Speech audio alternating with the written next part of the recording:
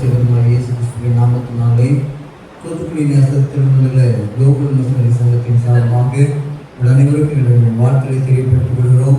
இந்த வாய்ப்பினை கொடுத்த குருவானரை அவர்கள் மற்றும் சபை ஊழியர் மற்றும் பொறுப்பில் இருக்கிற யாவருக்கும் நன்றியை தெரியப்படுத்திக் கொள்கிறோம்.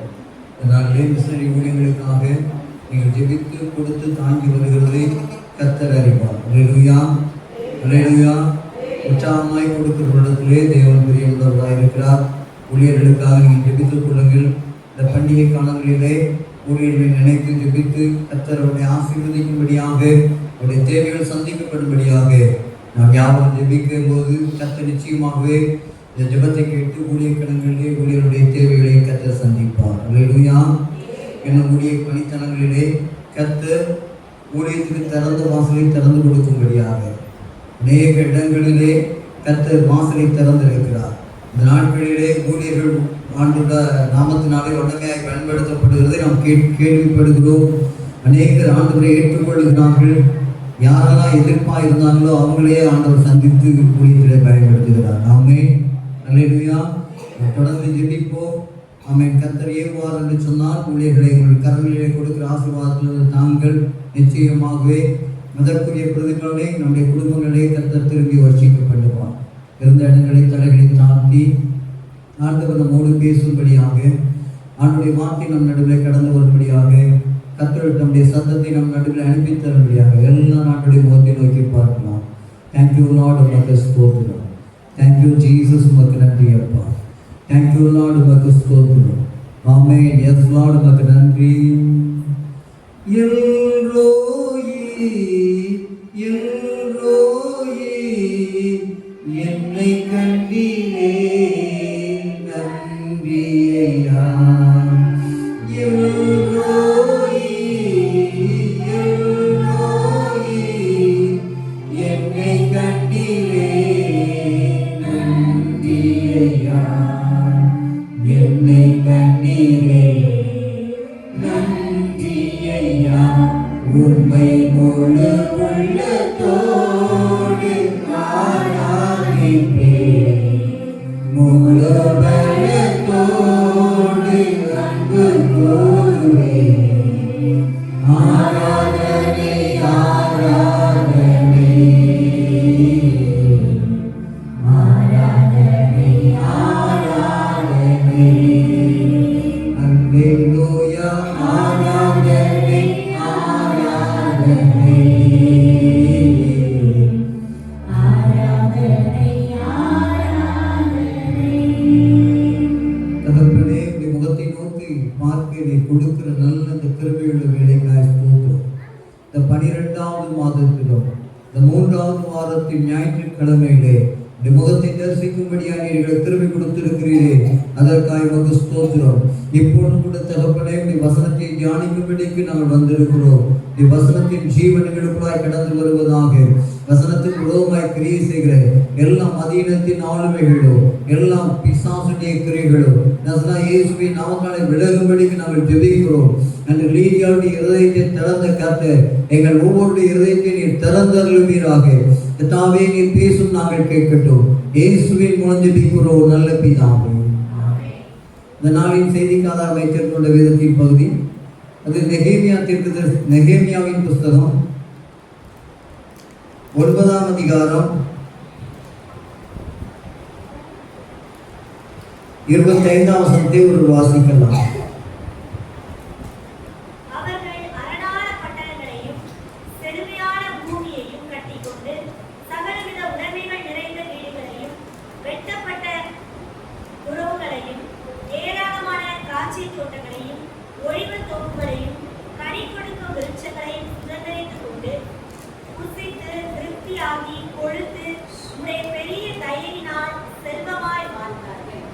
உம்முடைய பெரிய தயையினால் செல்வமாய் வாழ்ந்தார். தேவ ஜனத்தை குறித்து எழுதப்பட்ட ஒரு வேத வார்த்தை. தேவன் நம்முடைய ஜனத்தை செல்வமாய் வாழ பண்ணுகிறார். அல்லேலூயா, அல்லேலூயா. உலக பிரகாரமான ஆசீர்வாதத்திலும் கர்த்தர் நம்முடைய ஜனத்தை செல்வமாய் வாழ பண்ணுகிறவர்.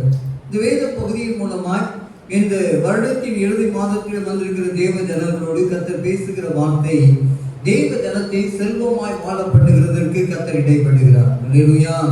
எவ்வளவு பிரச்சனைகள், எவ்வளவு போராட்டங்கள், எவ்வளவு உபத்திரவங்கள், எவ்வளவு தடுமாற்றங்கள் நம்முடைய வாழ்க்கையில் இருக்கிறது என்று நாம் எண்ணுகிறோம், கலங்குகிறோம். இந்த வேத வசனத்தை கர்த்தர் யாருக்கு சொல்கிறார் என்று சொன்னால், எகிப்தின் அடிமைத்தனத்திலிருந்து விடுதலையாக்கப்பட்ட தேவ ஜனத்தை தான் செல்வமாய் வாழ செய்தார். அந்த பாதைகளை நீங்கள் பார்ப்பீர்கள் என்று சொன்னால், எகிப்திலே அவர்கள் ஆணோட்டிகள் நிமித்தமாய் படுகிற உபத்திரவத்தை கர்த்தர் கண்டார். ஆமென். அல்லேலூயா. ஜனங்களை விடுதலையாக்கினார். விடுதலையாக்கினது மாத்திரமல்ல, அவர்களை வனாந்தர மார்க்கமாய் நடத்தி கொண்டு வந்தார். வனாந்தரத்திலே அவர்களுக்கு ஒரு குறைவும் இல்லை. அவருடைய வஸ்திரம் பழமையாகவில்லை. அவருடைய பாதரட்சை என்ன செய்யல, வால் அழுந்து போகவில்லை. அப்படி ஆண்டவர் நம்மை நடத்துகிறார். ஆமென். இஸ்ரவேல் ஜனங்களை எப்படி நடத்தி கொண்டு வந்தார். ஆனால் நடத்தி கொண்டு வந்த தேவ ஜனங்கள் எப்பொழுதெல்லாம் தாகத்திற்காக முறுமுறுக்கிறார்களோ அப்பொழுதுதான் தாகத்தை கர்த்தர் தீர்த்தார். ஆமென்.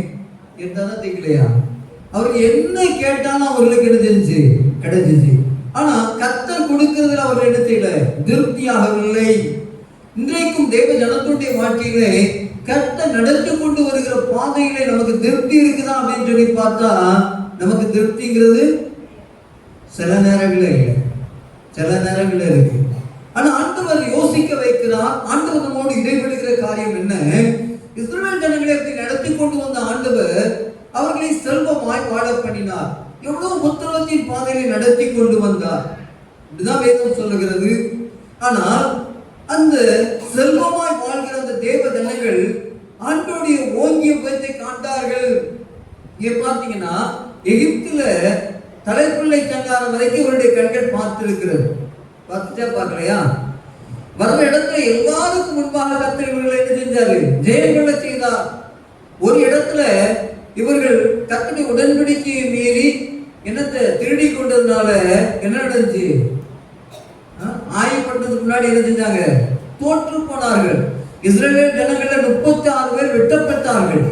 அப்பொழுது ஆண்டவரிடத்தில் திரும்பி வந்து முறையிட்ட போது ஆண்டவர் அவர்கள் என்ன சாபத்தீட்டான காரியத்தை செய்தார்களோ அதிலிருந்து அவர்களை விடுதலையாக்கும்படியாக, அதிலிருந்து அவர்களை நீங்களாக்குகிறதுக்கு ஏதுவான வழிகளை கொடுத்து அதிலிருந்து அவர்களை நீங்களாக்கி பின்பு தொடர்ந்து அவர்களை ஆசீர்வதித்து நடத்தி கொண்டு வந்தார். ஆமென். அவர்களை நடத்துதல் இருந்தது. ஆனால் அப்படி நடத்தி கொண்டு வந்து அவர்களை ஆண்டவர் எப்படியெல்லாம் ஆசீர்வதித்தார் என்று இந்த வேத பகுதி சொல்லப்பட்டிருக்கிறது. ஆனா அவங்க எப்படி இருந்தாங்க என்றத 26ஆம் வசனத்தை ஒருவர் வாசிக்கலாம்.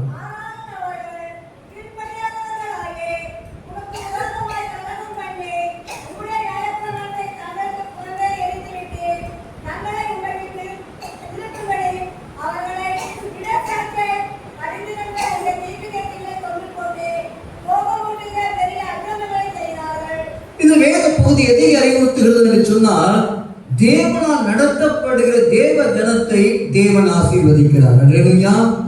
ஆனா ஆசீர்வதிக்கிறதற்கு முன்பாக கர்த்தர் தம்முடைய ஓங்கிய பயத்தை காட்டுகிறார். நான் எப்படிப்பட்டவர் என்பதை ஆண்டவர் விளங்கப்படுகிறார். என்னிடத்தில் வருகிறவனை நான் புறமே தருகிறது என்று ஆண்டவர் வாக்கு பண்ணுகிறார். நீ என்னை நோக்கி கூப்பிடுகிற பொழுது அவன் சத்தத்தை நான் கேட்டு உனக்கு நான் செவி கொடுத்து நான் உனக்கு உதவி செய்வேன் என்கிறதை ஆண்டவர் விளங்கப்படுகிறார். அதற்காகத்தான் பல பாடுகள், பல பிரச்சனைகள், பல போராட்டங்கள், பல நிந்தைகள், பல அவமானங்கள் எல்லா சூழ்நிலையிலும் நான் ஆண்டவரை சார்ந்து கொண்டு கர்த்தருடைய செயல்களை நாம் பார்க்கும்படிக்கு ஆண்டவரை நமக்கு முன்வைத்தார். ஆனால் இந்த செல்வமா வாழ்ற நிலைமை வந்த போதுதான் பிரச்சனை. ஏன் ஆண்டவர் இன்னைக்கு எனக்கு செல்வத்தை கொடுக்கல அப்படின்னா, நான் ஆண்டவருக்கு விரோதமா மாறாம இருக்கணும்னா என் அளவு இதுதான் அப்படின்னு சொல்லி அளந்து ஆண்டு வச்சிருக்கேன். ஆமென். நான் என் இருதயத்துல மாற்றத்தை எதிர்பார்க்கிறார் கர்த்தர். ஆமென். கர்த்தர் எப்படி பார்ப்பாரு? சோதித்து அறிவார். கர்த்தர் நீதிமான் எப்படி அறிவாரா? நீதிமானை சோதித்து அறிகிறீர், பின்பு பொன்னாக ஜொலித்திட செய்கிறீர். நீதிமானை சோதித்து அறிகிறீர், பின்பு பொன்னாக ஜொலித்திட செய்கிறீர். நீதிமான ஆண்டவர் என்ன செய்யறாரு? சோதிக்கிறார். நம்முடைய ஜபம், நம்முடைய நடக்க, நம்முடைய செயல்கள்லாம் ஆண்டவர் விரும்புகிறபடி இருக்கிறதுனால ஆண்டவர் நமக்கு ஒரு டெஸ்ட் வைக்கிறார். அந்த டெஸ்ட்ல நம்ம பாஸா ஃபெயிலான்னு சொல்லி நமக்கு தான் தெரியும். ஆமென். பாஸ் ஆயிரமா ஃபெயில் ஆயிரமா? ஆண்டவர் ஆசீர்வதிக்கணும்னா நம்ம தகுதியா இருக்கிறோமான்னு பரிசோதிப்பார். ஆமென். என் பிள்ளைக்கு இந்த நிலைமையில என் பிள்ளை என்னை நோக்கி பார்க்குதா அப்படின்னு சொல்லி பார்க்குறான். அந்த சோதனையில தான் நம்ம என்ன செஞ்சிடறோம்? பின்வாங்கி போயிடும், முறுமுறுக்கிறோம். சில ஜனங்கள் முறுமுறுத்தாலும் முறுமுறுக்கலையா? எதுக்கு முறுமுறுத்தாங்க? ஆண்டவர் கொடுத்தது தேவதைகளின் உணவாகிய மன்னா. ஆனா அவங்க எதுக்கு முறுமுறுத்தாங்க?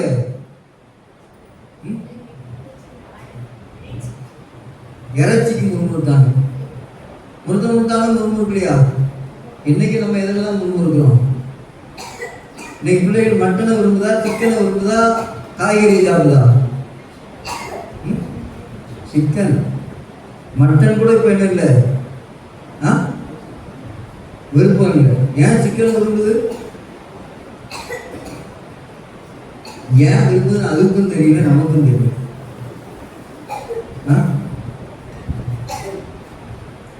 ஆனா நமக்கு நல்லா தெரியும் அதுல என்ன இருக்கு, ஸ்டெராய்டு இருக்குன்னு தெரியும். அது பிள்ளைகளுக்கு கொடுக்க கூடாதுன்னு தெரியும். ஆனால் வேற வழியே இல்லை. ஏன் நம்ம போறோம் அப்படின்னா, நம்ம இருதயம் எதை விரும்புகிறதோ அதுக்கு நேரம் நம்ம என்ன செஞ்சிட்டோம்? திரும்பி பழகிட்டோம். நல்லது இருக்கா கெட்டதெல்லாம் இருக்காங்கிற நிலைமையெல்லாம் நீங்க நமக்கு என்ன இல்லை. சில வீட்டில் முழு கோழிய அரக்கில் வாங்காத எலும்பா போட்டுறான், முக்காக்கில் வாங்காத எலும்பா போட்டுறான், முழு கறியை. ஏன் முழு கோழியா எடுக்கணும்? சரி போகணும். ஆண்டவருடைய சமூகத்தில் வந்திருக்கிற தேவ ஜனத்துடைய வாழ்க்கையில கர்த்தர் நம்ம எந்த பாதையில நடத்த விரும்புகிறார் என்கிறத நமக்கு என்ன செய்யணும்? தெரியும். நம்முடைய ஆதாரத்தை ஆண்டவர் கண்ட்ரோல் பண்ணுவார். பண்ண மாட்டாரா? பண்ணுவாரா? பண்ணுவார். நமக்கு யார் சொன்னாதான் பிடிக்கும்? டாக்டர் சொன்னாதான் பிடிக்கும். ஆண்டவருக்கு என்ன செய்யாது? பிடிக்காது. ஆண்டவர் இதுக்காகவே ஞாயிற்றுக்கிழமை மட்டனும் சிக்கனும் எடுக்கக்கூடாதுன்னு கையில இருக்க பொருளாதாரத்தையே பிடிச்சி பார்த்தார். வீட்டில் ஒரு சண்டையினால வீட்டுக்காரர் எங்கேயா போய் கடனை வாங்கியாவது, கடைக்காரன் ஒரு கிலோ கடனை வாங்கியாவது கொடுத்து போட வேண்டிய நிலைமை உருவாயிடும். வருதா இல்லையா? உங்க வீட்டில் கடன் வாங்கினதுனால தான் நான் சொல்றேன், இல்லைன்னு நான் பேச வேண்டிய அவசியமே எனக்கு. உங்க வீட்டில் ஞாயிற்றுக்கிழமை மட்டன் இல்லாத ஒரு சூழ்நிலையை உருவாக்கி ஆண்டவர் அன்னைக்கு எதிர்பாராத விதமா ஒரு பணத்தையும் கையில வைக்காம இருக்கிற சூழ்நிலையில அந்த சிக்கன் வாங்காம அன்னைக்கு வீடு பட்ட பாடு இருக்கு பாத்தீங்களா? அந்த ஆண்டவருக்கும் அந்த மனுஷனுக்கு மட்டும்தான் தெரியும், நமக்கு தெரியாது. அப்ப தேவ ஜனத்துடைய வாழ்க்கையில கர்த்தர் எல்லா சூழ்நிலையிலும் வச்சு பார்க்கிறாரு. ஆனா நம்ம என்னதான் இருக்கு? நமக்கு வச்ச டெஸ்டே அதுதான். என்னது? இன்னைக்கு சிக்கன் எடுக்கணும்னா அடுத்த வாரத்துல மட்டன் இருக்கு ஆண்டு செஞ்சிருப்பாரு, உதவி பண்ணியிருப்பாரு. இங்கேயே பெயின். இந்த பெயின் எங்க வரும் அப்படின்னா, வீணான செலவினங்களை கொண்டு போய் நம்ம என்ன செய்யும்? நிறுத்தும். பரீட்சை எழுதாம இருக்கிற வரைக்கும் பிரச்சனை இல்லை. பரீட்சை எழுதும்போது ஒழுங்கா எழுதுனா என்ன வரும்? பெயில் ரிசல்ட் வரும். எழுதாம இருக்கிற வரைக்கும் பிரச்சனை இல்லை. பெயில் ரிசல்ட் வரும்போது என்ன ஆயிரும்? நமக்கு நிறைய பேர் பரீட்சை எழுதி சாராங்க தெரியுமா? பரீட்சைக்கு படிக்க மாட்டாங்க, ஆனா எழுதி முடிச்சுட்டு ரிசல்ட்டுக்கு பார்த்துட்டு இருப்பாங்க. எழுதுல என்னன்னு நமக்கு தானே தெரியும், தெரியுமா தெரியாதா? ஆனா ரிசல்ட் வரும்போது என்ன வரும்? பெயில்னு வந்தோம்னா எங்க போவாங்க? சூசைட் அட்டன் பண்றாங்க. ஒரு திருத்துல வரை போட்டிருந்தாரு, என்ன எழுதியிருக்கானா எதையோ எழுதிட்டு கடைசியில தயவு செய்து என்ன பாஸ் பண்ணி போட்டு பேப்பர்ல ஒண்ணுமே இல்லை. படித்தா தானே? ராத்திரி 12 மணி வரைக்கும் சரி போனான். நடந்த சம்பவம் இல்லை. இப்படி ஆண்டுடைய சமூகத்தில் வந்திருக்கிற நம்முடைய வாழ்க்கையை கத்தனவரை செல்வமாய் வாழ வைக்கிறதுக்கு சில என்ன செய்வாரு? பரிசோதனை வைப்பார். ஆமென். அந்த பரிசோதனைகளை நம்ம பாஸ் பண்ணணும். இல்லைன்னா என்னதான் வந்துட்டு இருக்கோம்? செல்வமாய் வாழ்கிறதுக்கு நம்ம எவ்வளவுதான் முயற்சி பண்ணாலும் செல்வம் எங்க வராது? நம்ம வாசஸ்தலத்துக்குள்ள வராது. இன்னும் கடினமாய் உழைக்க வேண்டும் அப்படின்னு நினைப்போம். கடின உழைப்பு உங்களுக்கு என்னத்தை கொண்டு வராது? செல்வத்தை கொண்டு வராது, ஆசீர்வாதத்தை கொண்டு வராது. கடின உழைப்பு எதை தான் வரும்? கடின உழைப்பு வீணான டெம்டேஷன் தான் உண்டு பண்ணும். மனுஷன் வாழ்க்கையில வீணான பிரச்சனைகளை உண்டு பண்ணும். அவர்கள் மிகுதியாய் விதைத்தும் கொஞ்சமா அறுத்தார்கள். ஏன் அறுவடை இல்லை, ஏன் மேடி விளையல அப்படின்னா, கர்த்தர் நம்மளை ஆசீர்வதிக்கலன்னு ஒரே ஒரு பொருள் தான். மாடு மேய்ஞ்சிச்சு, நோய் வந்துச்சு, கடை வந்துச்சு, இதெல்லாம் எதுக்கு வருது? வேலையார் வேலை செய்யல, ஏன் செய்யல? ஏன் ஒத்தணும், ஏன் வேதனை, ஏன் கண்ணீர், ஏன் மிகுதியா விதைக்க வேண்டிய நிலைமை அப்படின்னா, கர்த்தருடைய சமூகத்துல நமக்கு இருக்கிற பிரச்சனை, தேவன் நம்மை செல்வமாய் வாழ செய்கிறதுக்கு ஏதுவான வாசல்ல நிறுத்தி இருக்கிறாரு. வாசலுக்குள்ள போகிறதுக்கு உண்டான அந்த டெஸ்ட்ல நம்ம இன்னைக்கு ஃபெயில் ஆகிட்டே இருக்கிறதுனாலதான் செல்வமாய் வாழ முடியல. ஆமென். ஆண்டவர் எதற்காக இதை பேச சொன்னார் என்று சொன்னால், 2026ஆம் ஆண்டிலே என் பிள்ளைகளால் செல்வமாய் வாழ செய்கிறதற்கு இந்த இறுதி மாதத்திலே இருதயங்களை சிந்தைகளை சரி செய்யும்படிக்கு என் பிள்ளைகளிடத்திலே சொல்ல என்று ஆண்டவர் சொன்னார். அல்லேலூயா. இந்த வருடத்தோடு உபத்திரவங்கள் முடிய வேண்டும் என்று கர்த்தர் எதிர்பார்த்து காத்திருக்கிறார். ஆகவே தேவ சமூகத்தில் வந்திருக்கிற தேவ ஜனங்களுடைய வாழ்க்கையிலே நமக்கு என்ன இருக்கு அப்படின்னா, ஆண்டவர் என்ன காரியங்கள் எல்லாம் செய்கிறார் என்று சொன்னா, நீங்க அதை கீழே வாசித்து பாருங்க. அவன் தீர்க்கதரிசிகள் என்ன செஞ்சாங்கன்னா, கொன்று போட்டு கோபம் மூட்டுகிற பெரிய அக்கிரமங்களை செய்தார்கள். அதனால ஆண்டவர் என்ன செய்கிறாராம், அவர்களை நெருக்குகிற அவருடைய சத்துருக்களின் கைகளில் என்ன செஞ்சாரு, ஒப்பு கொடுத்தார்.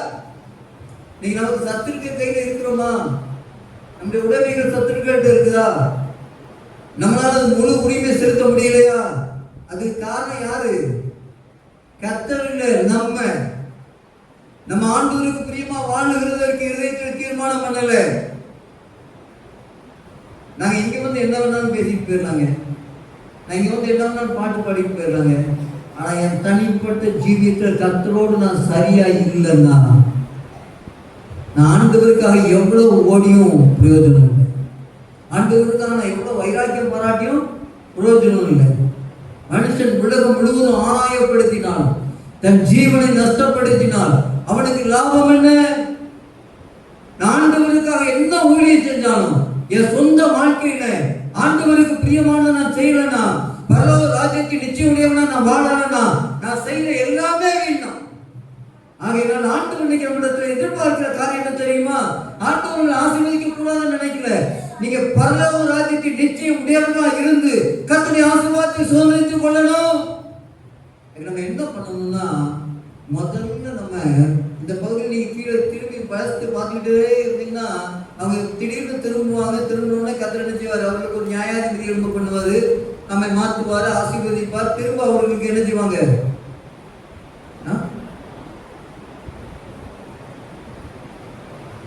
நாயை பிடிச்சி குளிப்பி குளிப்பாட்டி நடுவீட்டில் கொண்டு வந்து உட்கார வச்சாலும் அது குணம் மாறுமா?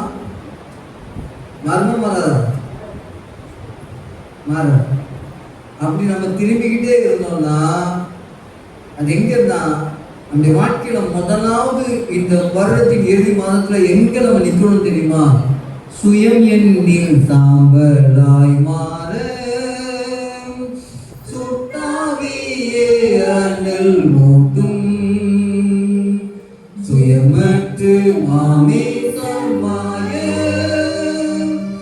தேவாருள் செய்குவி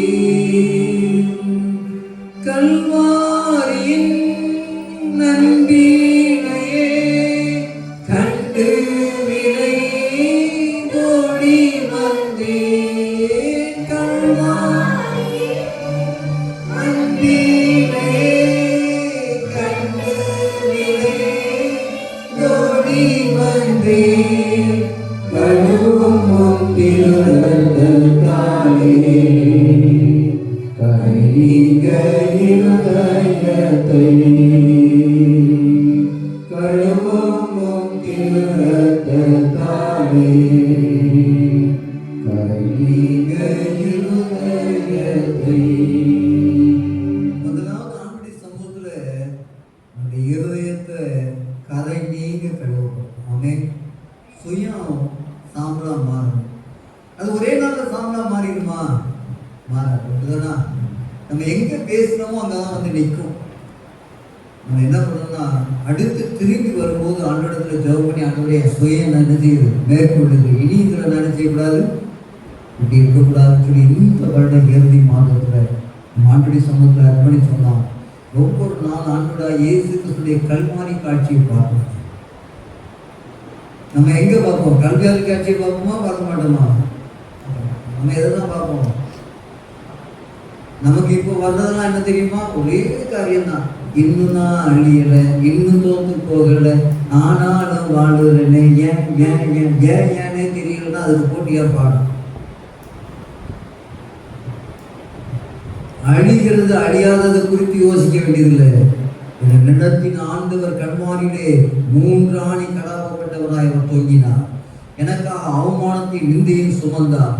காரி உகழ்ந்தார்கள். தகப்பன் பேர் தெரியாதவர்கள் என்று சொன்னார்கள். எதை கேட்டு அவர் என்ன செய்யல? மாம்சத்தில் எந்த ஒரு வார்த்தையும் பேசல. ஒரே ஒரு வார்த்தையாக சொன்னார், மனிதர்கள் பட்ட மரத்துக்கே விதமாய் செய்தால் பச்சை மரங்களுடைய என் நிலைமை என்ன அப்படின்னு நானும் கேட்கல. என்னை நம்புகிற, என்னை நோக்கி பார்க்கிற பிள்ளைகளுடைய இருதயப்படுகிற பாடு இப்படிப்பட்ட பாடுகளாக இருப்பேன். என்னாலேயே சகிக்க முடியலையே, எனக்கே இவ்வளவு நின்றனா, என்னை ஏற்றுக்கொள்கிற ஜனங்கள் இவ்வளவு நிந்தையும் அவமானத்தையும் சுமக்க வேண்டியதாக இருக்கும்னு சொல்லி நான் ஆண்டவர் வார்த்தையை சொன்னான். இன்னைக்கு ஆண்டுடைய சமூகத்தில் நம்ம திரும்ப ஆண்டவர் சொல்கிற ஒரே ஒரு காரியம், நீங்கள் நானும் செல்வமாய் வாழ வேண்டும் என்று கர்த்தர் திட்டமிட்டிருக்கிறார். அல்லேலூயா. இஸ்ரவேலை ஆசீர்வதிக்க வேண்டும் என்பதே தேவ திட்டம். நீங்கள் ஆசீர்வாதமாக இருக்கணுங்கிறது தான் தேவ திட்டம். ஆனால் நீங்களும் நானும் புதிய ஆண்டின் ஆசீர்வாதத்தை அவங்க அனுபவிக்க போகிற போது அவன் ஆண்டவரை விட்டு பின்வாங்குற நிலைமை என்ன செய்யக்கூடாது? இருக்கக்கூடாது. எல்லாமே ஆண்டவர் கொடுத்தது தான். அவன் அல்லது எவ்வளோ உயர போனாலும் சரி, எவ்வளோ உயரமா போனாலும் சரி, சில காரியங்களில் மனுஷங்களை பார்த்து நான் முன்னிறுத்த விரும்புகிறது இல்லை. ஆனால் சில காரியங்கள் மனுஷங்களை நம்ம மாதிரியை எடுத்துக்கொள்ள வேண்டியதாக இருக்கு. கடந்த நாட்களில் போன இந்த முதல் வாரம்னு நினைக்கிறேன், எங்கள் ஐயர்கள் ஃபோன் பண்ணி என்ன காலையில் கொஞ்சம் ஜபம் நடத்திடுங்க, ஒரு பிரசவம் பண்ணிக்க அப்படின்னா நைட் தான் சொன்னாங்க. நான் ஜான்சன் கூட தாக்குறேன், அவங்க ஐயரோட இருந்தாங்க, ஜான்சன் அவங்களாம் தெரியும்னு நினைக்கிறேன். போய் மாமா நான் காலையில் 5 மணிக்கு சர்வீஸ் நடத்த போகணும், அதனால் நீங்கள் என்ன செய்யுங்க, தூங்கியிருக்கேன் அப்படின்னு. தூங்கியிருக்கேன், நான் போயிட்டு வந்து நான் உங்களை பார்க்குறேன் அப்படின்னு. வயசு 98 முடியுது, 99 பிறக்கும் நினைக்கிற, நாளைக்கே பிறக்கும், 99 பிறக்கும் வயசு. ரொம்ப நல்ல கான்சியஸ்லாம் சொல்ல முடியாது, கொஞ்சம் கான்சியஸ் கம்மி தான். இப்படி நிலைமையில நடக்கிறதே தடுமாறி தான் நடக்கிறாங்க. ஏதாவது பிடிக்க வேண்டியது இருக்குது, சில நேரங்களில் தனியாக நடக்கிறாங்க. இப்போ என்ன நடக்கணும் இப்படி சொன்னால் நம்ம என்ன சொல்லுவோம்? காலையில் 5 மணிக்கு எழுப்பி 6:30க்கு இப்போ நம்ம ஊரில் வச்சாலே வர்றதுக்கு ரொம்ப கஷ்டமா லேசா கஷ்டமா கஷ்டம் இல்லை. எத்தனை பேர் 5 மணிக்கு வச்சாலும் வரவேன்னு சொல்லுவாங்க, காலையில் இருந்து வருவோம். இப்போ வர்றதுக்கே நாங்கள் பட்ட பாடிக்கு நான் அப்படி சொல்லிட்டேன், நான் தான் நடத்த போகிறேன், நீங்கள் இருங்க அப்படின்னு சொல்லிட்டேன். ஆனால் அவங்க என்ன சொன்னா தெரியுமா? ஏன் நானும் வருவேன். சரி வாங்க வாங்க. இது பிரச்சனை இல்லை, இது சாதாரணமான காரியம். நான் போயிட்டு 10 மணிக்கு வந்து படுத்து வரேன், வந்தேன். ஏன் 8 மணிக்கு போகணும் அப்படின்னாங்க. அவன் 4:30க்கு எழுப்புறேன், நீங்கள் 5 மணிக்கு போனால் போதும், 4:50 போனால் போதும், 4:30க்கு எழுப்புறேன்னு. நான் 10 மணிக்கு 10:30க்கு சொல்லியிருக்கேன், 11:30க்கு எழுப்பி இருந்துச்சு. ஏன் 8 மணிக்கு போகணும்? மணி என்ன? 12, 12, 1, 1, 2, 2 விடிய வரைக்கும் தூங்குவேன். 6ஆம் மணிக்கு போயிட்டு வந்துட்டு இன்னும் நான் கொஞ்ச நேரம் ரெஸ்ட் எடுத்துக்கிறேன். அப்போ பணம் தேவையில்லை. பிள்ளைகள் 3 பேரும் கோடீஸ்வரனாக இருக்காரு. அவருக்கு பென்ஷன் 65,000 வருது மாதம். ஒரு பையன் 15,000, 2 பேர் 19,000, 30,000, 95,000 மாதம் வருமானம் இருக்குது சிங்கிள் மேனுக்கு. இந்த வருமானத்துக்கு நடுவில், அவ்வளவு பலவீனத்துக்கு நடுவில் 99 வயசுல காலையில் 5 மணிக்கு 6:30 போகிறதுக்கு நான் எழுப்புறேன்னு சொல்லியிருக்கேன். ஆனால் நம்ம விட்டுட்டு போயிடறோம்ங்கிற பயத்தில் விடிய வரைக்கும் தூங்கல. பாருங்க, தேவன் மேல் உள்ள பக்தி வைராக்கி. நமக்கு 9 மணி அடித்ததுக்கு அப்புறம் தான் இன்னும் உணர்வே சிலருக்கு வருது. தெரியுமா உங்களுக்கு? நேரம் ஆயிடுச்சு. எனக்கு எண்ணி வச்சு சொல்றேன், ஏன்னா நானும் அப்படிப்பட்ட ஆள். 9 அடித்ததுக்கு அப்புறம் தான் என்ன செய்வோம்? சில நேரம் என்ன பண்ணுவாங்க தெரியுமா? அந்த எங்கள் ஊரில் கிளாக் ஆஃப் பண்ணிடுவாங்க. என்ன பண்ணுவாங்க? 9 அடிக்கலையே அப்படின்னு பார்த்துட்டு ஏன்னா 9 அடிச்சாலும் நமக்கு என்ன செய்யும், மைண்ட் செட் ஆகும். ஆனா அவங்களுக்கு ஒரு ஆராதனைக்கு போறதுக்கு வேதம் சொல்கிறது, ஒரு கர்த்தருடைய ஆலயத்துக்கு போகும் வாருங்கள் எனக்கு சொன்ன பொழுது நான் மகிழ்ச்சியாக இருந்தேன்.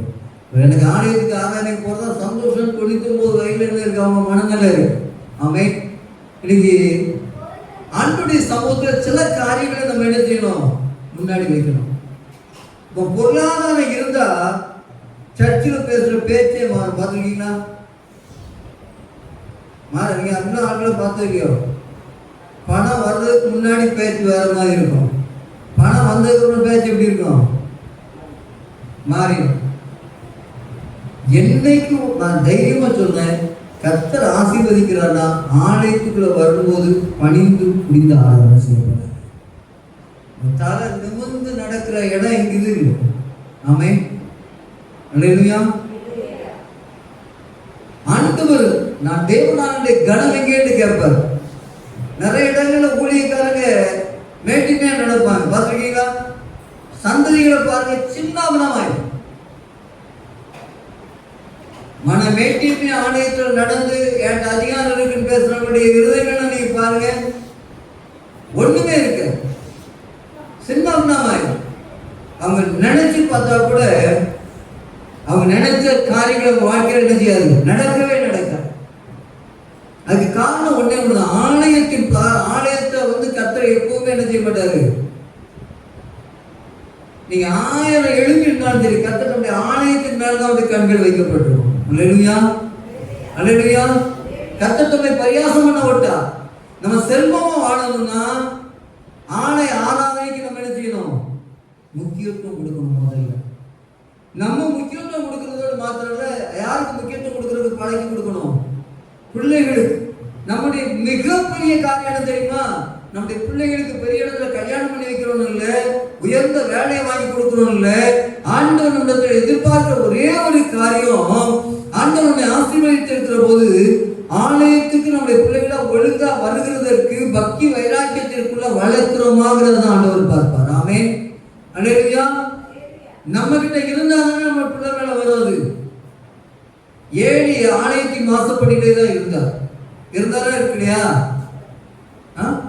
ஏழி ஆசாரியன் தானே, தரிசனம் நிறைந்த ஒரு ஆசாரியன், ஆண்டவருக்காய் வைராக்கியம் பாராட்டுகிற ஒரு ஆசாரியன். யுத்த காலத்துல அங்க என்ன பெட்டி, அந்த பெட்டி பிடிபட்டுச்சுன்னு என்ன செஞ்சான், விழுந்து செத்து போகிற அளவுக்கு ஒரு பக்தி வைராக்கியம் உள்ள ஒரு மனிதன் தான். ஆனா அவன் நம் பிள்ளைகளை கண்டிக்காமல் போன பாவத்தின் நிமித்தம். நீங்க பிள்ளைய கண்டிக்கலன்னா அது என்னமா, பாவம். அந்த தேவ சமூகத்தில் நம்ம செல்வமாய் வாழ்கிறதுக்கு முதலாவது காரியம் என்ன தெரியுமா, பிள்ளைகள் சரியா இருக்கும். வீட்டுக்கு வர்றவங்களே யாரையும் கணவனை சொல்லிக் கொடுக்குமா, சொல்லிக் கொடுக்க கூடாதா? சொல்லிக் கொடுப்போமா? சின்ன பிள்ளையிலேயே சொல்லிக் கொடுத்தாதான் அந்த பிரைஸ்லாம் இருக்கும். சொல்லுமே சொல்லுதா? எங்க வீட்டுல என் தாத்தா, எனக்கு எங்க சித்தப்பாவும் மூக்குடி, எங்க சித்தி எங்க அம்மாவுடைய தங்கச்சி மூக்குடி அங்க கூப்பிட்டு போனோம். போகும்போது ஒண்ணுமே சொல்லி கூட்டிட்டு போக மாட்டாங்க. போகும்போது எங்க கூட்டிட்டு போவாங்க, போய் நடந்து போவோம். வீட்டுக்காவது திறந்தோடனே யாராவது திறந்தா நம்ம வழக்கப்பாடு உள்ள போனா அங்க ஒண்ணுமே நடக்காது, பேசாம வந்துடுவோம். வீட்டுக்கு வந்தது உடனே இருக்கிற அடியை பார்த்தா வாழ்க்கையில இனிமேல் அந்த வீட்டுக்கே போவானாங்க என்ன நமக்கு நினைச்சிடும், வந்துடும். அடி உனக்கு சொல்லி விடும். போன உடனே தோற்றுறோம் சொல்றதுக்கு உனக்கு என்ன சொல்லி தரணுமா? ஒரு தடவை சொல்லி தந்தா அதை வாழ்க்கையில கடைபிடிக்க முடியாதா? அதான் என்ன பண்ணும்னா, இன்னைக்கும் எங்க வீட்டுல 4 பேருக்கும் இன்னைக்கும் அன்னைக்கு போட்ட அடி என்ன செய்யும், அடுத்த வீட்டுக்கு போகும்போது என்ன செய்யணும்னு சொல்லி கையை பசங்கிட்டே தான் போகும். இன்னைக்கு வரைக்கும் அதான் இருக்கு. ஏன்னா அங்க போட்டு 5ல் விளையாது, 50ல் இருக்காது. இன்னைக்கு பேசுறாங்க அப்படின்னு போறாங்க, கனவும் இல்லை, ஒரு மரியாதை இல்லை, சத்தம் விடுகிற வெங்கடம் தான், உள்ளான அன்புங்கிறது இல்லை, வராங்கிற பாசம் இல்லை. ஆனா நம்ம ஒருத்தங்களை பார்க்கும் போதே தேவ அன்பு நம்ம இருதயத்தில் ஊற்றப்பட்டிருக்கணும். ஆமென். நம்ம போறது நிமித்தம் ஜெபம் பண்றவங்களா இருந்தா எப்படி போவோம் தெரியுமா, நம்ம இந்த வீட்டுல கால் வச்சாலும் அந்த வீடு ஆசீர்வதிக்கப்படும். ஆமென். அல்லேலூயா. நம்ம எந்த நிலைமையில இருந்தாலும் சரிங்க, நம்ம ஒரு வீட்டுக்குள்ள போயிட்டு வந்தோம்னா அந்த வீட்டுல சமாதானம் இருக்கணும். ஆண்டவர் சொல்லியிருக்காரு தெரியுமா, சமாதானத்துக்கு பார்த்து நாங்க இருந்தா அந்த நீங்க கூர்ந்த சமாதானம் நாங்க என்ன செய்யும், தங்கம், நம்ம வேலை இருக்கிற காரியம், நம்ம செல்வமா வாழ்றதுக்கு மிக முக்கியமான காரியம் தெரியுமா? ஒரு ஊழியக்காரர் வீட்டுக்குள்ள போனார். கரெக்டாவே சொல்றேன், சபை ஊழியர், ஒரு சபை ஊழியர் ஒரு வீட்டுக்கு போயிருக்கார். அவர் போனதும் வந்ததும் தெரியாது. அந்த வீட்டுக்காரர் உறவினர். அந்த வீட்டுக்கு போயிட்டு அவர் போய் அப்படி பார்த்தாரு. இந்த கட்டெல்லாம் தேக்கட்டியா, இந்த கட்டெல்லாம் தேக்கட்டியா, இல்லை தூரம் வைக்கியா, இது எவ்வளோ தூரம்? ஏப்பா அப்பவே இவ்வளோ செலவு பண்ணியிருக்காங்கள, மரம் மட்டும் இப்போ 10 லட்ச ரூபாய்க்கு போகலையே, இது எத்தனை சொல்ல வேண்டிய இடம்? இதில் சைடில் ஒரு செட்டு விற்றாலே, ரோட்டு வாரத்தில் இருக்கு, ஒரு செட்டு விற்றாலே உங்களுக்கு நிறைய பணம் கிடைக்கும். நாங்கள் வீடு கட்டுறதுக்கு இடம் பார்த்துட்டு, நாங்கள் வீடு கட்ட இடம் பார்த்துக்கிட்டு இருக்கோம். அதனால் பார்த்துட்டு வந்து எனக்கு, நான் ஊழியக்காரனானே தெரியாமல் வீட்டுக்கு ஜோகணும்னு கொடுத்தேன். ஜோகனை வந்தா சாரி, எங்கள் அப்பா இறந்தாங்க, அதனால் வந்தாங்க. ஜோகனுக்கு எல்லாம் வீட்டுக்கு கொடுத்தேன். எங்கள் அப்பா இறந்தோம்னா துக்கத்துக்கு விசாரிக்க வந்தாங்க. விசாரிக்க வந்த இடத்துல இவ்வளோ கதை இருந்தாங்க. நான் ஊழியக்காரனானே எனக்கு தெரியாமல் வீட்டில் விட்டுட்டேன். இனிமேல் வந்தால் கேட்டோட அனுப்பிக்கிறேன். நடந்த சொன்னோம், நான் போய் சொல்லுவேன். கத்தர் சாட்சி. இப்போ தேவ ஜனத்துடைய வாழ்க்கையில நம்ம ஒரு வீட்டுக்குள்ள போகிறது பார்க்கக்கூடாதுன்னு சொல்லல, அதை அனுபவிக்க கூடாதுன்னு சொல்லல. வீடு நல்லா இருக்கும், பார்க்க நல்லா கட்டிருக்கேன்னு சொல்றது நல்லதான். நம்ம சொல்ல அந்த குடும்பத்தை ஆசீர்வதிக்கிற மாதிரி இருக்கும். ஒரு செட்டு வித்தான் இருக்கக்கூடாது, இன்னும் கொஞ்சம் ஆண்டுகளுக்கு வாங்க உதவி செய்யணுங்கிற வார்த்தை இருக்கணும். ஆமென், அல்லேலூயா. மூதாதையர்கள் பிள்ளைகளுக்கு சம்பாதித்து வைத்திருக்க போற ஆசைகள் என்ன செய்யணும்? பெருகணும், குறையக்கூடாது. இடதுபுறம் வலதுபுறம் இடப்பட்டு பெருகுவாயாக. தேவஜனம் எங்கேயுமே பெருகதான் செய்யணும். ஏன்னா நம்ம ஆண்டுடைய பிள்ளைகள் அந்த இடத்துல ஒரு 10 பேருக்கு வீடை கட்டி வாடகை கொடுத்து உட்கார வைக்கிறதுக்கு தான் ஆண்டு நம்ம வைத்திருக்காரு. ஆமென். நம்ம இன்னொருத்தோட போய் கையேந்தி நிற்கிறதுக்கு இல்லை. நம்ம இருக்கிற இடம் அநேகருக்கு ஆசீர்வாதமா இருக்கும்படிக்கு தெரிந்து கொள்ளப்பட்ட ஒரு இடம். நீங்க அந்த வசனத்தை 25ஆம் வசனத்தை நீங்க வாசிச்சீங்கன்னா வேதம் தெளிவாய் சொல்லுகிறது, சகல உடைமைகள் நிறைந்த வீடுகளையும் வெட்டப்பட்ட துறவிகளையும் ஏராளமான திராட்சை தோட்டங்களையும் ஒளிவ தோப்புகளையும் கனி கொடுக்கும் வெளிச்சங்களையும் சுதந்திரித்துக் கொண்டு. சுதந்திரிக்கிறதுனா என்ன? சும்மா வந்துருமா சுதந்திரிக்கிறது? கடினமா பாடுபட்டு தான் சுதந்திரிக்க முடியும். சுதந்திரிக்கிறது அநேகருக்கு ஆசீர்வாதமாக இருக்கும். ஆமே, நீங்க நல்ல யாருக்கு கத்த நம்மளை செல்வமா வாழ செஞ்சிருக்காருன்னா நம்ம வீட்டு வச்சுக்க எல்லா செடியும் கனி கொடுக்கும். ஆமே, நம்ம வீட்டில் கனி கொடுக்காத மலட்டு செடியே இருக்கு. எங்கே கனி கொடுக்காத இடத்துல இருந்து நீங்க கொண்டு வந்து செடியை வச்சீங்கன்னாலும் தெரியும், அது உங்க வீட்டுக்கு வந்தோன்னு கனி கொடுத்தா தான் கத்தடி ஆசீர்வாதம். அல்லேலூயா, அல்லேலூயா. வச்சு பாருங்க, கர்த்தர் நம்ம கூட இருக்கிறாரா இல்லையாங்கிறது விளக்கப்படுகிறது. அதுதான் சகல கனிகளும் எருசலேம்ல தான் காய்க்கும், நம்ம வீட்டுல காய்க்கும். ஆப்பிள் பழம் சிம்லாவில் காய்க்கும் சொல்லலாம், நம்ம வீட்டுல வச்சா நம்ம வீட்டுல காய்ச்சி தான் ஆகணும். ஏன்னா கனி கொடுக்கப்படுகிறவர் நம்மோடு கூட இருக்கிறார். அல்லேலூயா. செல்வமாய் வாழப்படுகிறவர் நம்மோடு கூட இருக்கிறார். நம்மை ஆசீர்வதிக்கிறதற்காகவே நம்மோடு கூட இருக்கிறார். நம்மை உயர்த்துவதற்காகவே நம்மோடு கூட இருக்கிறார். உலகத்து மனுஷனுக்கு நடக்கிற மாதிரி நம்ம கூட நடக்காது. நம்ம வித்தியாசமானவர்கள், வேறு பிரிக்கப்பட்டவர்கள், நாம் கர்த்தரால் நடத்தப்படுகிறவர்கள் என்ற நிச்சய உணர்வு நமக்குள்ள இருக்கணும். புதிய ஆண்டு நம்ம செல்வமாய் வாழ்கிறதற்கு ஆண்டு வந்த காரியங்களை செய்யும்படிக்கு கர்த்தர் நமக்கு கிருபை பாராட்டி கொண்டிருக்கிறார். கர்த்தர் நிறைய வசனத்தை கொடுத்தார், நிறைய பேச முடியும். ஆமென், அல்லேலூயா. முக்கிய சாராம்ச வசனத்தை காட்டணும். நீங்க நேரம் ரொம்ப போயிடும். வசனத்துக்குரிய விளக்கங்களை பேசும்போது நேரம் ஆயிடும். ஆகவே நம்ம என்ன செய்யணும்? முதல்ல நமக்குள்ள இருக்கிற பிரச்சனையை களைஞ்சு போடணும். மாம்சம் முதலாவது நமக்கும் ஆண்டவருக்கு விரோதமாக இருக்கிறது நம்முடைய மாம்சம். என்னால் நடத்தப்படுது, நான் பேசிடுவேன், எனக்கு பேச்சு திறமை இருக்கு, நான் ஆற்றல் இருக்கு, உங்களுக்கு பேச தெரியாது, அதை விட்டுருங்க. நம்ம வாயில யார் வாயை பேச தெரியாதவங்க தெட்டு வாயுடைய நாம சரளமா பேசுவோம். பேச தெரியாதவங்க ஞானமா பேசுவாங்க. புத்திமான்களை தோற்கடிக்கிறதுக்கு யார் ஆண்டவர் யாரை தெரிந்து கொண்டாரு? பைத்தியமானவர்களை தெரிந்து கொண்டார். பேச தெரியாதவங்களுக்கு சொல்றீங்களா, உங்க வார்த்தை தாங்க கர்த்தருடைய வார்த்தையை வெளிப்படும். பேச தெரிகிறவங்களை வச்சு கர்த்தர் பயன்படுத்த மாட்டார். நீங்க சாதாரணமா யோசிச்சு பாருங்க, கர்த்தர் செயல்படுவா, எங்க செயல்படுவார் அப்படின்னு நீங்க நினைக்கிறீங்களா? கர்த்தர் உங்களை வச்சிருக்க அதே இடத்துல தான். நாமே வேற இடத்துக்கு போகணுமா அப்படின்னு சொல்லி நீங்க நினைச்சீங்கன்னா, என் குடும்பத்தாருடைய சாபம் அங்கே இருக்கு, தப்பா நினைக்கிறீங்க. மூதாருடைய சாபம் இல்லைங்க, ஒரே ஒரு காரியம் தான். என்ன அப்படின்னா, ஆசீர்வாதம் இருக்கும்போது நம்ம கர்த்தரை தேட மறந்து போனதுனால கர்த்தர் நம்மை சத்துருக்கு கை கட்டி விட்டார். ஆமென், அல்லேலூயா. நம்ம சரியா தேடிட்டோம்னா நம்ம வாழ்க்கையில, நம்முடைய பிள்ளைகளுடைய வாழ்க்கையில நிரந்தரமா ஆண்டவருடைய கிருபை தங்கணும்னு கர்த்தர் எதிர்பார்க்கிறார். அதுதான் பிரச்சனை. ஆண்டவர் நமக்கு எதுக்கு இவ்வளவு பாடுகளை அனுமதிக்கணும், ஏன் ஒரு பிரச்சனைகளை அனுமதிக்கணும்னா நம்முடைய இருதயம் மாறணும். மாறணுமா மாறாதா? மாறணும். ஒரு கடைக்கு ஜாமான் வாங்க போறீங்கன்னா, நான் எனக்கு ஆண்டு உணர்த்தின காரியங்கள், ஒரு கடைக்கு ஜாமான் வாங்க போறீங்க, அந்த பொருள் என்ன விலை இருக்கும் அப்படின்னு சொல்லி நமக்கு தெரியாது. சரி, எப்படி வேண்டாம், இது கூட சரியா புரியாது. ஜவுளி கடைக்கு போறீங்கன்னு, ஜவுளி கடையில கிறிஸ்துமஸ் துணி எடுக்க போறீங்க. துணி எடுக்க போகும்போது ஒரு சேலையை பார்க்குறாங்க, ஒரு சட்டையை பார்க்குறாங்க.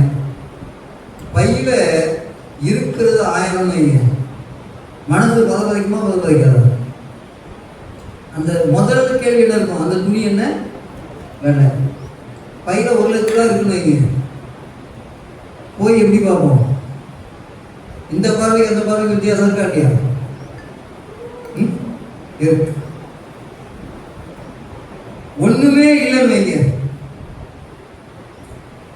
எளியவ போ, உனக்கு போசிக்கிறதுக்கு நான் காலத்தை கட்டிட்டு இருக்கேன் அப்படின்னு சொல்லிட்டு அவன் அங்க இருக்கான். அவனுக்கு என்ன வரும் தெரியுமா? அந்த ஜவுளிக்கு போ, நான் உனக்கு அங்க அவன் தேவையை சந்திப்பேன், போ மோரியா மலைக்கு போ, நான் அங்கே நான் பழிவுள்ள ஆயத்தப்பட்டு மாதிரி ஜவுளி கடைக்கு போ. நாங்கள் ஏதோ ஒரு ஜவுளி கடை பேரத்துக்கு அங்கே போகணுன்னு வைங்க. போகும்போது சந்தோஷமா போயிடல, துக்கமா போயிடல, நம்பிக்கையோட போயிடல, நம்பிக்கை இல்லாமல் போயிடலாம். நம்பிக்கையா? நாங்களும் அப்படி நம்பி பழகின ஆட்கள். எங்களை ஆண்டு பாதையில் நடத்திட்டு வந்தார். இன்னைக்கு வரைக்கும் ஆண்டு அதே பாதையில நடந்துவார். எதுக்கு ஆண்டு நடந்த ஆண்டுக்கு கையில் கொடுக்குறது பெரிய விஷயம் இல்லை. 1 லட்சம் நம்ம கையில் கொடுக்குறது ஆண்டுக்கு பெரிய கஷ்டமான காரியமா? இது எளிமையான காரியம், எளிமையான காரியம். ஆனால் நம்ம பழகணும்ல. அப்போ எங்கே போச்சோன்னா நாங்கள் தைரியமா போயிடுவோம். ஆனால் அவங்கள போச்சோம்னா அப்படியே உங்க வீட்டுக்காரரை சொல்லிட்டான்னு வைங்க, உங்க வீட்டுக்காரர் கூப்பிட்டா நீங்க எப்படி கிளம்பி போவீங்க? யோசிச்சு பாருங்க. உங்களை கூப்பிட்டு போறதுக்கு அந்த மனுஷன் பார்த்த பாடு இருக்கு, பாடு. அந்த பாடு ரொம்ப கடினமான பாடம். ஆமா ஆமா, ஒரு ஜோம் பண்ணாரா காமம் வரும். தேவ சமூகத்துல முதல்ல கர்த்தருடைய கிருபை நம்மளை எங்க சந்திக்கணும்னா, ஆண்டவர் என்ன சொன்னாலும் நம்முடைய இருதயம் பையில 1 லட்ச ரூபாய் இருந்தாலும் அதே நிலைமையில் இருக்காண்டது. நீ கூட்டிட்டு போறீங்களப்பா, இன்னைக்கு ஒரு நாள் வெறுமையா இருந்தாண்டவரே, ஒரு பண்டிகைக்கு துணி எடுக்கிற கூட இல்லாமல் இருந்தாண்டவரே, நீங்க என்ன நிறைவா ஆசீர்வதிச்சிருக்கீங்க. என் கையில் இருக்கிற பொருளாதாரத்தை கொண்டு போய் இருக்கேன். நானும் ஜோம் பண்ணியிருக்கேன். ஒரு நாள் 6 மணி நேரத்தில் பிள்ளைக்கு பிறந்த நாளுக்கு ட்ரெஸ் எடுக்க போனோம். நாங்கள் ஈரோட்டில் இருக்கும்போது காலையில் வியாபாரம் பண்ண ஒரு 3500 ரூபா 4000 ரூபாய்க்கு வியாபாரம் பண்ணியிருக்கோம். ஒரு 3 மணிக்குள்ள எல்லாத்தையும் வாங்கிட்டு போயிட்டேன். என் கையில் 150 ரூபாய் 200 ரூபாய் இருக்கு. பிள்ளைக்கு துணி எடுக்கணும் அப்படியே, அவங்களுக்கு அதோட நம்மளுக்கு 150 தான் இருக்கு. சரி அப்படின்னு சொல்லிட்டு பக்கத்து டீ கடைக்கு ஒரு 500 ரூபாய் வாங்கிட்டு டீ கடைக்கு போயாச்சு. அங்கே போனால் ஜவுளி கடைக்கு கூப்பிட்டு போய் விட்டாச்சு. துணி எவ்வளோ எடுக்க, கேண்டி எவ்வளோ இருக்கணும்னு சொல்லி நம்ம என்னதான் செய்ய முடியும்? ஒரு பிள்ளைக்கு துணி எடுக்கிறது கூட வக்கடியான்னு கேட்கக்கூடாதுல்ல. அப்போ என்னதான் செய்யணும்? ஜபம் தான் பண்ண முடியும். எதப்பா இருக்கிறது 600 பட்ஜெட் அதுக்குள்ள போட செய்யும். இருக்கிற 600 பட்ஜெட் எழுதிங்க. 450 ரூபாயில கத்தர் பட்ஜெட் முடிச்சிட்டாரு. என் ஜபம் கேட்கப்பட்டுச்சு. அதே சப்பா ஸ்தோத்திரம், உனக்கு பரவாயில்ல பாப்பா, இடத்த காலி பண்ணு கூட்டிட்டு வரும். அப்போ ஆண்களுடைய சமூகத்தில் முதல்ல இருந்தே அவங்க கொஞ்சம் கொஞ்சமா டிசம்பருக்கு ட்ரெஸ் எடுப்போமா எடுக்க மாட்டோமா அப்படின்னு சொல்லி நாங்கள் என்ன செய்ய மாட்டோம். நான் எடுத்துருவேன், கத்த தந்தா எடுத்துருவேன். இப்படிதான் சொல்லுவேன். வண்டி ஆசிரியர்களுக்கு மட்டும்தான் எடுப்பியாரு. ஆனா கர்த்தர் யாரை தட்டணுமோ அவங்கள தட்டி கிளியர் அடிஞ்சுக்கிறாரு. நான் சொல்றேன், இன்னைக்கு வரைக்கும் என் திறமையினால என் தாளத்தினால என் வீட்டில் ஒண்ணுமே கொண்டு போகணும். ஆனா இங்க சொல்லப்பட்டிருக்கல, இந்த சகல வஸ்துக்கள் எல்லாமே என் வீட்டில் இருக்கு. சிசிடிவி கேமரா இருக்கு, குக்கர் 1க்கு 4 இருக்கு, என்ன வேணும் கேஸ் வேணும் எது வேணும் இருக்கு. ஆனா எல்லாம் எங்க இருந்து வந்துச்சுன்னா என் திறமைக்கு தகுந்த மாதிரி கற்று தந்தார். சிசிடிவி கேமரா மட்டும் எவ்வளோ வரும் அப்படின்னு கேட்டால் 3000. 8 சேனல் டிவி, அதோட ஒரு 1 GB ஹார்ட் டிஸ்க், ஒரு 8 கேமரா, இவ்வளவு எனக்கு 500 ரூபாய்க்கு தந்தாங்க. கத்தர் எனக்கு தேவைன்னு முடிவு பண்ணிட்டாரு. அவன் இருக்கிற கட்டு போய் பழைய பாட்டில் போட்டு போய் போட்டான். நான் 500 ரூபா கொடுத்து வாங்கி போட்டுருக்கேன். எனக்கு என்ன தேவையோ அதை என் கையில என்ன இருக்கோ அந்த பட்ஜெட்டை கத்தை நடத்தி தருவாரு நிச்சயம். ஆமென். அல்லேலூயா. எங்க வீட்டுல நீங்க எந்த குறையுமே பார்க்க முடியாது, எல்லாமே இருக்கும். எல்லாம் 500 300 இருக்கிறவங்க ஹைஃபையா இருக்கும். ஒரு சோனி கேமரா டிஎஸ்ஆர் கேமரா வாங்கணும் 90,000 1 லட்ச ரூபா கடையில் அப்படின்னா என் பையன் கத்த தருவார் அப்படின்னு சொல்லி எவ்வளவு வாங்கியிருக்கோம். நம்ம கூப்பிட வேண்டிய இடத்துல கூப்பிட்ட உடனே அங்கே தட்ட வேண்டிய இடத்துல தட்டி 1000 ரூபாய்க்கு கடையில் வீட்டுக்கு வந்து சேர்ந்தோம். மெமரி கார்டு எப்போ ஒரு பேட்டரி ஒரு சார்ஜர் வாங்கி கொடுத்துருக்கு எக்ஸ்ட்ரா அப்படின்னா 1500 ரூபாய்க்கு வாங்கி கொடுத்தேன். 2500 ரூபாய்க்கு அவன் கையில் இன்னைக்கு 1 லட்ச ரூபாய் கேமரா. இப்போ நான் எதுக்கு நான் சொல்றேன் போயிட்டு அப்படின்னா, கேட்க வேண்டிய இடம் அங்கே, அதை விட்டுட்டு கேட்க வேண்டிய இடம் வீட்டுக்காரனை கேட்டால் வீட்டுக்காரன் என்ன தான் செய்வார்? 8 மணிக்கு வீட்டுக்கு வர்றது 11 மணிக்கு வீட்டுக்கு வரும். போய் 8 மணிக்கு போய் சண்டை போடுறத காட்டில தூங்குனதுக்கப்புறம் 11 மணிக்கு போய் நிம்மதியாக தூங்குவோம். அந்த ஒருத்தரத்து காய் மோதி போய்க்கிறதுக்கு எப்படி தான் சமாளிக்கிறதுனே தெரியல. எங்கள் ஊரில் ஒரு கஞ்சா கோஷ்டி இருந்துச்சு, முதல்ல இருக்கு. பேச்சு திறமை ரொம்ப உண்டு, எல்லாத்தையும் பேசி அவங்க தகுந்த மாதிரி மயக்குவாங்க.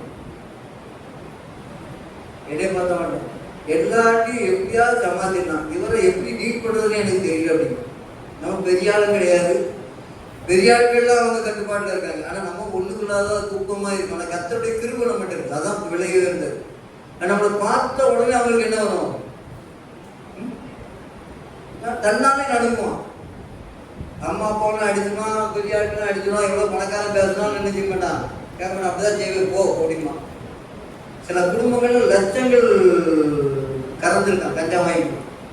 ஆனால் நம்ம மோரையை பார்த்தோன்னே தன்னால தலை கொடுத்துருவோம்.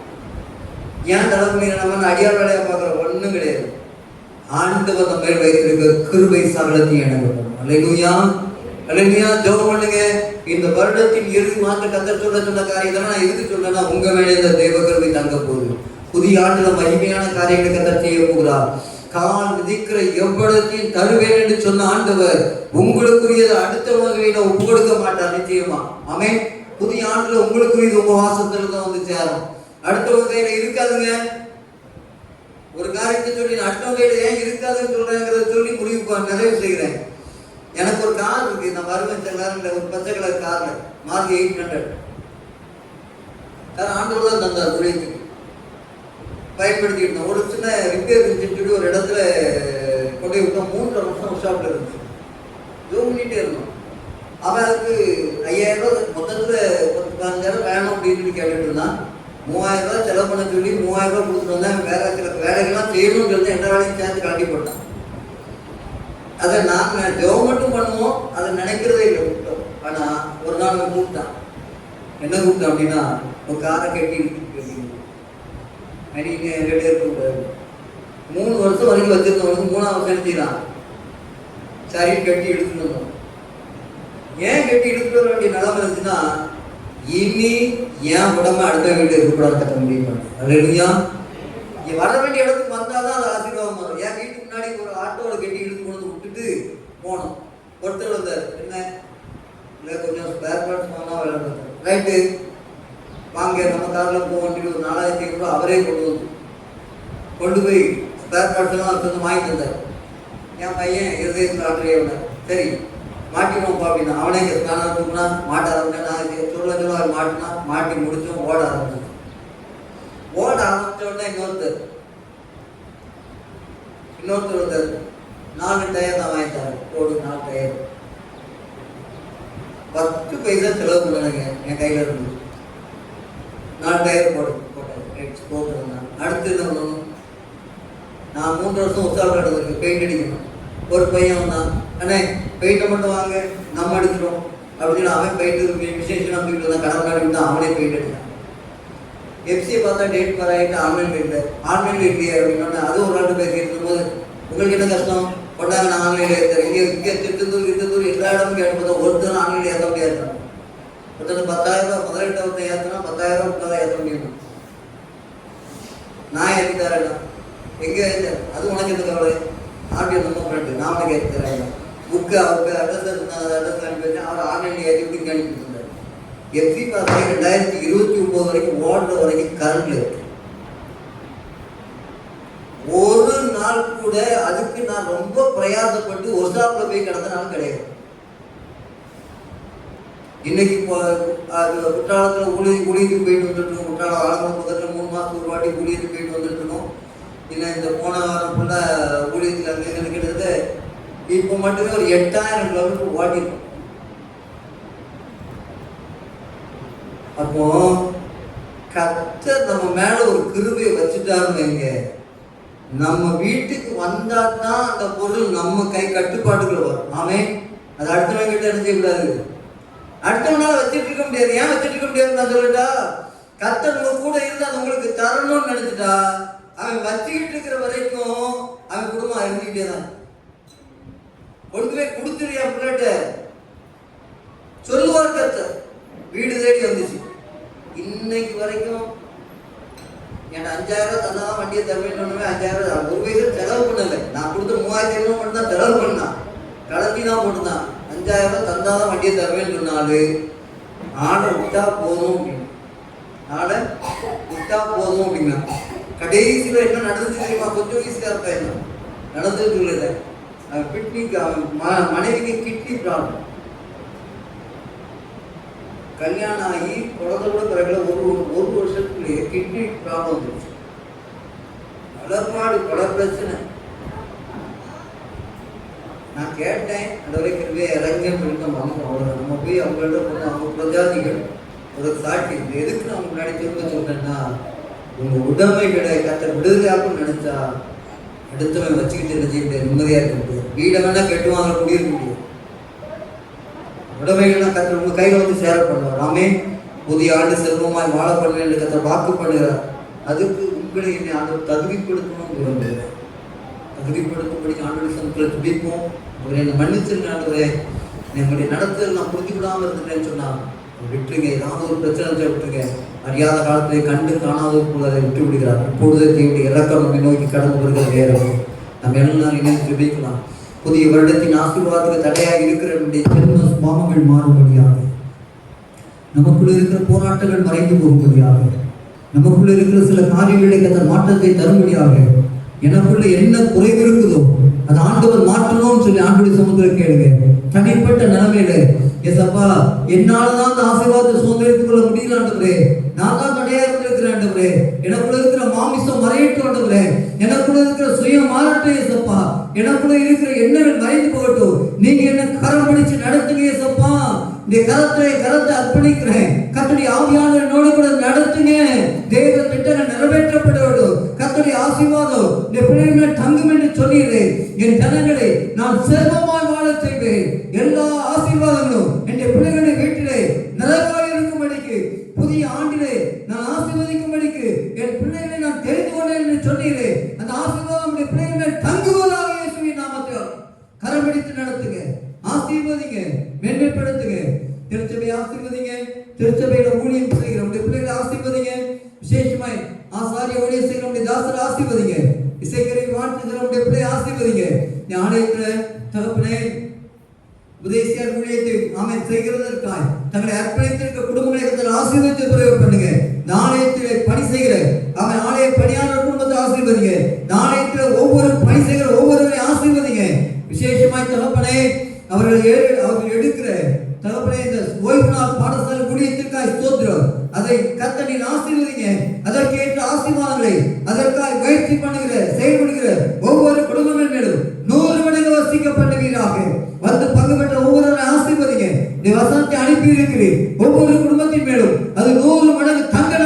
ஜெபிக்கிறேன். ஆசீர்வதிங்க, மேன்மைப்படுத்துங்க. அப்பிரயோஜனமற்றவன் ஆண்டவரே, கடமை செய்ய பலன் தந்தீரே, ஸ்தோத்திரம். இயேசு கிறிஸ்துவின் மூலம் ஜெபிக்கிறோம் நல்ல பிதாவே.